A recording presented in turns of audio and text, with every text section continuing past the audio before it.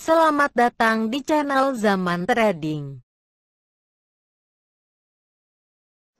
Analisa teknikal saham TLKM, BBNI, SMGR, UNVR, UNTR, dan MNCN yang paling banyak dijual asing 2 November 2020. Simak ulasannya berikut ini. Sebelum kita lanjutkan ke analisa teknikal per masing-masing saham, kita lihat dulu sekilas pergerakan IHSG untuk tanggal 2 November 2020. Pada penutupan perdagangan tanggal 2 November 2020, IHSG ditutup pada angka 5.115,13, melemah 13,10 poin, sebesar minus 0,26%. Net buy asing untuk semua pasar pada tanggal 2 November 2020 sebesar minus 496,3 miliar. Sektor pertanian mencatat penurunan 28 poin sebesar minus 2,30%, dan sektor properti mencatat penurunan 6 poin sebesar minus 1,68%. Kedua sektor tersebut menjadi kontributor terbesar bagi pelemahan IHSG untuk tanggal 2 November 2020. Pada grafik perdagangan, terlihat angka penutupan IHSG masih menjauh dari garis resistennya yang berada pada angka 5.207,32 dengan volume perdagangan sedikit lebih kecil dari volume perdagangan terakhir minggu kemarin. Untuk grafik MACD-nya, terlihat garis birunya hampir menyentuh garis merahnya untuk bergerak turun ke bawah. Untuk grafik akumulasinya secara umum masih sangat tinggi karena akumulasi investor lokal dan investor asing masih cukup besar. Untuk grafik money flow-nya secara umum terlihat menurun sejak tanggal 14 Oktober 2020 sampai sekarang. Karena IHSG mengalami pelemahan, maka untuk kali ini saya akan membahas saham-saham yang paling banyak dijual asing saja. Pada penutupan perdagangan tanggal 2 November 2020, harga saham TLKM ditutup pada harga Rp2.560, melemah 60 poin sebesar minus 2,29%. Net sell asing pada saham TLKM sebesar 415,3 miliar dan merupakan top outflow nomor 1. Net sell asingnya lumayan besar. Pada grafik MACD-nya terlihat garis birunya sudah memotong garis merahnya dan sekarang bergerak menuju ke bawah. Hal ini menandakan bahwa harga saham TLKM ini berpeluang besar untuk turun lebih dalam lagi. Waspadalah, bisa terjun bebas, apalagi harga penutupan saham TLKM ini sudah berhasil menembus garis supportnya yang berada pada harga Rp2.574 dan volume perdagangan hari ini sangat besar sekali. Terlihat dari grafik volumenya menjulang tinggi. Kalau terus didistribusi oleh asing, bisa-bisa harganya amblas di bawah harga Rp2.000. Pada grafik distribusinya, terlihat masih bergerak melandai turun ke bawah semakin dalam. Saham TLKM ini sudah didistribusi oleh asing sejak tanggal 11 Maret 2020 sampai sekarang, dan harganya semakin lama semakin menurun. Dana investor asing yang sudah keluar dari saham TLKM ini sejak tanggal 28 September 2020 sampai sekarang sudah mencapai kurang lebih 2,1 triliun. Diperkirakan banyak sekali investor retail yang nyangkut di saham ini. Bagi yang nyangkut, di hold saja sampai nanti harganya rebound kembali. Memang butuh waktu agak lama.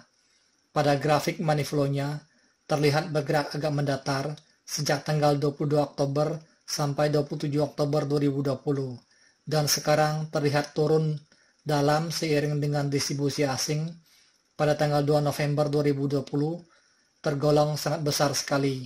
Investor lokal masih terus menampung distribusi asing pada saham TLKM ini. Pada penutupan perdagangan tanggal 2 November 2020, harga saham BBNI ditutup pada harga Rp4.660, melemah 80 poin sebesar minus 1,69%.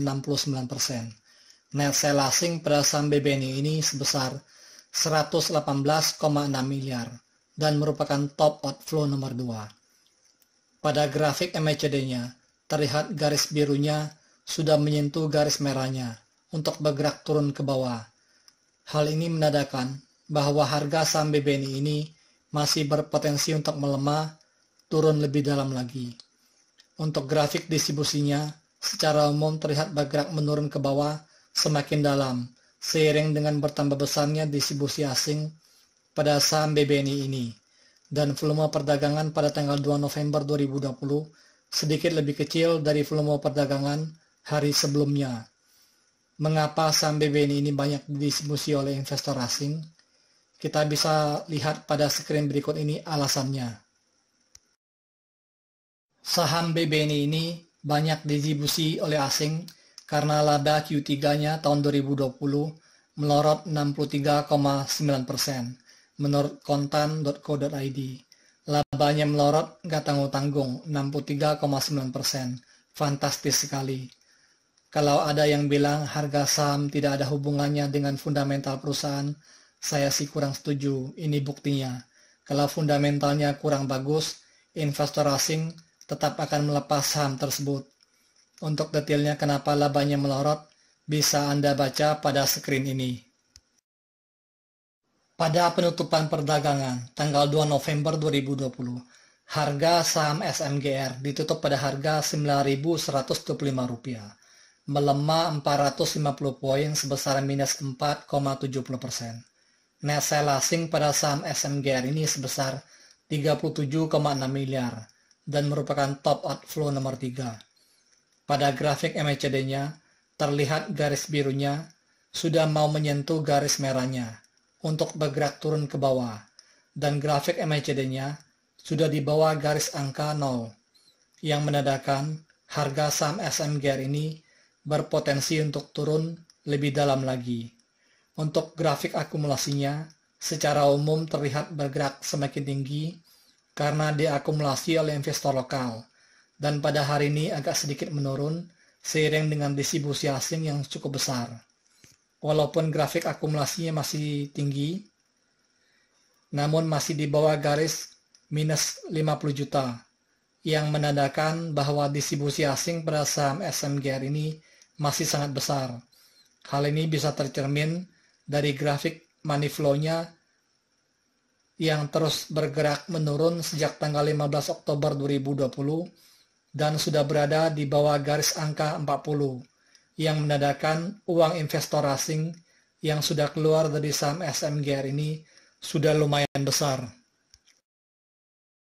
Pada penutupan perdagangan tanggal 2 November 2020, harga saham UNVR ditutup pada harga Rp7.625, melemah 200 poin sebesar minus 2,56%. Net sale asing pada saham UNVR ini sebesar 27,8 miliar dan merupakan top outflow nomor 4. Pada grafik MACD-nya, garis birunya sudah berada jauh di bawah garis angka 0 dan sudah mulai bergerak turun lebih dalam sejak tanggal 27 Oktober 2020, seiring dengan penurunan harganya yang semakin besar, dan hari ini harganya berhasil turun menembus garis supportnya yang berada pada harga Rp7.766. Waspadalah, harganya amblas di bawah harga Rp7.000. Untuk grafik distribusinya, terlihat melandai turun ke bawah semakin dalam, dan sudah berada jauh di bawah garis minus 280 juta, seiring dengan volume perdagangan yang semakin besar sejak beberapa hari yang lalu. Grafik distribusi ini menandakan bahwa distribusi asing sudah sangat besar sekali. Hal ini bisa terkonfirmasi dengan grafik money flow-nya yang turun semakin dalam, yang menandakan dana asing yang sudah keluar dari saham UNVR ini sudah sangat besar sekali. Pada penutupan perdagangan tanggal 2 November 2020, harga saham UNTR ditutup pada harga Rp20.450, melemah 675 poin sebesar minus 3,20%. Net sale asing pada saham UNTR ini sebesar 24,1 miliar dan merupakan top outflow nomor 5. Pada grafik perdagangannya, terlihat harga penutupan saham UNTR ini sudah turun di bawah garis supportnya yang berada pada harga Rp20.986. Untuk grafik MACD-nya terlihat bergerak melandai turun ke bawah dan semakin dalam, dan sudah melewati garis angka 0. Hal ini menandakan bahwa saham UNTR ini berpotensi untuk melemah lebih dalam lagi. Untuk grafik distribusinya terlihat melandai turun semakin ke bawah dan sudah melewati garis angka minus 50 juta. Hal ini menunjukkan bahwa distribusi asing pada saham UNTR ini sudah sangat besar sekali dan bisa terkonfirmasi dengan grafik money flow-nya yang juga turun semakin dalam, sudah berada di bawah garis angka 25. Waspada sajalah kalau harganya amblas ke harga 16 ribuan seperti yang terjadi pada tanggal 26 Juni 2020. Pada penutupan perdagangan tanggal 2 November 2020, harga saham MNCN ditutup pada harga Rp800, melemah 30 poin sebesar minus 3,61%. Net sell asing pada saham MNCN ini sebesar 21,4 miliar. Untuk grafik MACD-nya terlihat secara umum masih menanjak ke atas. Garis birunya agak sedikit menurun pada hari ini, tetapi masih berada sedikit di atas angka 0. Untuk harga saham MNCN ini masih berpeluang untuk naik, namun kecenderungannya untuk menurun masih besar karena secara umum distribusi asing masih cukup besar pada saham MNCN ini, seperti terlihat pada grafik distribusinya yang sudah berada di bawah garis angka minus 800 juta. Untuk grafik money flow-nya terlihat semakin menurun ke bawah sejak tanggal 19 Oktober 2020 sampai sekarang. Disclaimer, analisa yang telah disampaikan ini hanyalah merupakan sebuah sharing knowledge atau opini berdasarkan data-data dari grafik dan bukanlah merupakan acuan untuk melakukan pembelian atau penjualan. Thank you for watching. If you like this video, please like and subscribe.